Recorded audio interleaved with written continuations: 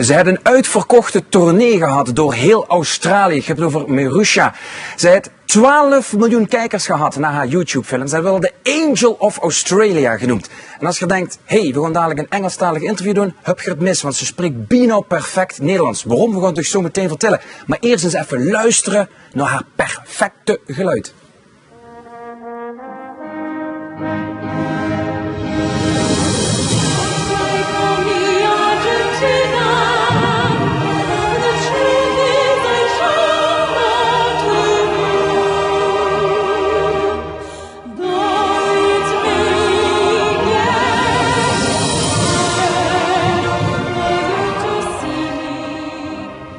Van dit geluid krijg je natuurlijk kriebels, om heel eerlijk te zijn. Ze geeft 4 concerten hier in Nederland, onder andere morgen zaterdag in La Bombière in Maastricht. Marusha, hartelijk welkom. Dankjewel. Ik zei al in de introductie, je spreekt Nederlands. Hoe kan nou zo'n toptalent uit Australië de Nederlandse taal machtig zijn? Nou, ik ben in Australië geboren, maar mijn ouders zijn Nederlands. Dus mijn vader komt uit Zeeland en mijn moeder komt uit Brabant. Dus, Maar er was toch een moment dat ze dan tegen je zeiden, het is goed om het Nederlands te leren. Want dat had je voor Australië natuurlijk niet nodig. Ja, nee, mijn eerste taal was Nederlands. Dat zal je niet denken als je mij nu hoort praten, maar ja, mijn eerste taal was Nederlands. Dus ik ken alle Nederlandse kinderliedjes. En toen werd het tijd om naar school te gaan, dus toen moest ik wel Engels leren. Maar ja, tweetalig opgevoed.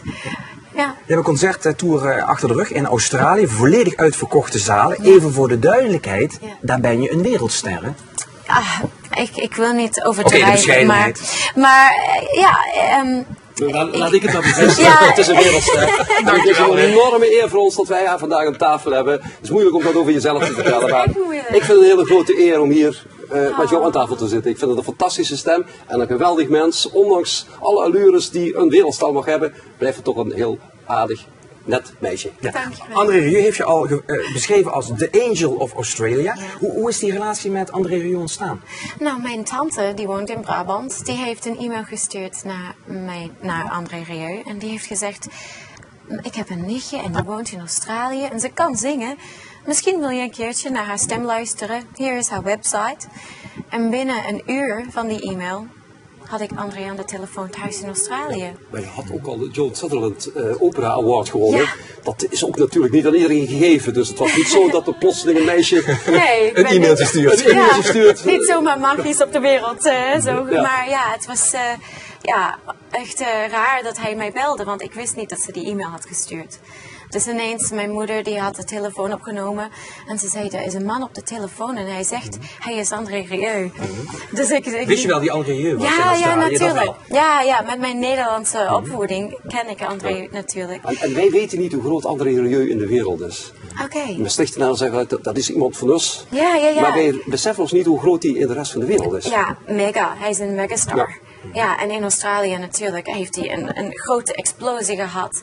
En ik ben heel blij om daarbij te zijn toen dat gebeurde, in 2007. Ja, op je internetsite schrijf je, ik leef nu het leven zoals ik het gewild zou hebben. Ja. Wat bedoel je daarmee? Is beroemdheid, volle zalen, is dat wat je als klein kind gewenst had? Niet dat, maar ik wou altijd zingen.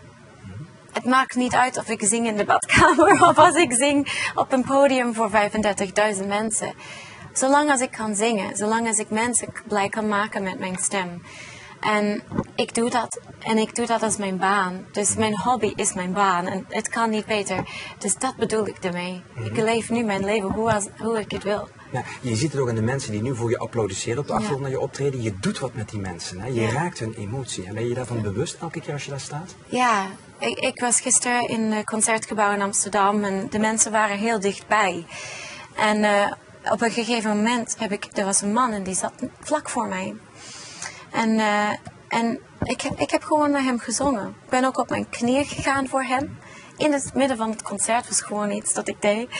En de tranen liepen van zijn gezicht af. En ik heb vandaag een mailtje gekregen van hem en zijn vrouw dat ze zo ontroerd waren. Ik weet het niet. Er is een kracht in muziek.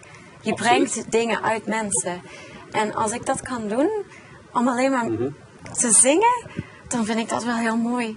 Ja. Wat doet het met jezelf, als je dat zo ziet? ik word ook geraakt van binnen. En ik heb contact. Het gaat over contact. En ik denk ook in deze tijden, alles is met de telefoon en de computer. En alles is zo digitaal geworden. Als we nog human contact kunnen hebben. Met muziek.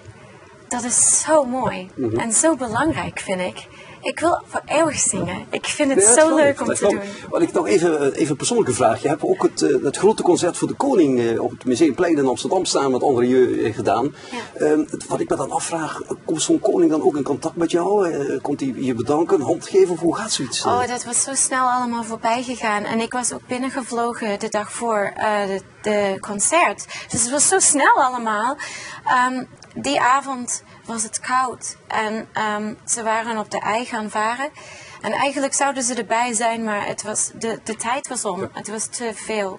Maar André heeft wel door de dag nog foto's kunnen maken met de koning en de nieuwe koningin. Dus ja, ik heb ze zelf nog niet ontmoet. Ik wil dat wel. Dus misschien nog een keer. Ik wil ook even nog, want ik ben overenthousiast natuurlijk als ik beroemde mensen en muzikanten je voorstellen. Ja. Maar het repertoire wat je nu als solozangeres brengt, wat is dat voor repertoire? Wat moeten mensen morgen rekening mee houden? Nou, het is een hele grote... Ik zing van alles en dat wil ik ook laten zien. Ze zien mijn personaliteit, wie ik ben. Want ik heb nooit met het publiek kunnen praten. Dus ze zien eigenlijk een beetje wie ik ben, een beetje verhaal over mezelf. Ze horen een paar liedjes wat ik met André heb gezongen natuurlijk. Want dat willen ze horen. Dat willen mensen horen. En ik wil ze ook zingen. Maar ook wat nieuwe liedjes. Liedjes dat mensen misschien nooit hebben gehoord in hun leven. En ook, ik heb zelf een liedje geschreven. Okay. En dus gisteravond heb ik de Nederlandse première van die liedje gegeven. En morgenavond wordt het spannend om in Maastricht die liedje te zingen voor het publiek. Ja, ik vind het heel erg leuk. En je noemt het My Second Home. Ja, nee, natuurlijk. Nederland is my second home. Ja. Ik ben Nederlands opgevoed in Australië, dat al apart is. En toen ben ik teruggekeerd naar Nederland toen ik 21 was. En ik heb hier gewoond voor 5 jaar. Dus het is mijn tweede thuis. Ja, morgen treed je op in La Bombonnière in Maastricht op 7 september. Daarna nog in Eindhoven op 10 september en in Arnhem op 12 september. Ja. Tot slot, 12 miljoen mensen hebben jouw YouTube-filmpje gezien van Schubert. Ja. Jouw vertaling daarvan. Betekent dat niet dat jij de universele wereldtaal spreekt, de muziek? Misschien wel, ja.